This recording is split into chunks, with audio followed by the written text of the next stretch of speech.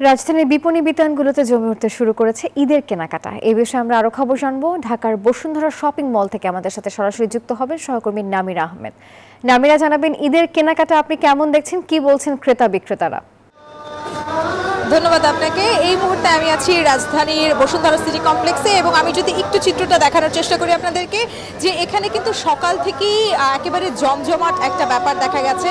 ঈদের আমেজে কিন্তু জমে উঠেছে শপিং মলগুলো। শুধু শপিং মলের ভিতরের যেই শোরুমগুলো আছে সেখানেই নয়, বাহিরের চিত্রটাও ঠিক একই রকম। ফুটপাত থেকে শুরু করে অন্যান্য যে জায়গাগুলো আছে সেখানেও কিন্তু Bashundhara public school and college 2026 শিক্ষাবর্ষে ভর্তি চলছে।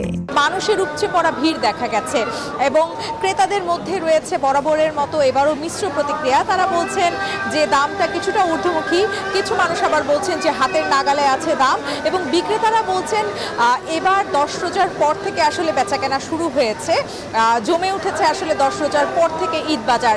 এর আগের চিত্রটা একটু নিরাশী ছিলেন বিক্রেতা যারা ছিলেন, তবে 10 রোজার পর থেকে তারা আসলে আশাবাদী যে যতটুকু আসলে আশানুরূপ তারা বিক্রি করতে চাচ্ছিলেন সেই রকম বিক্রি হবে বলে।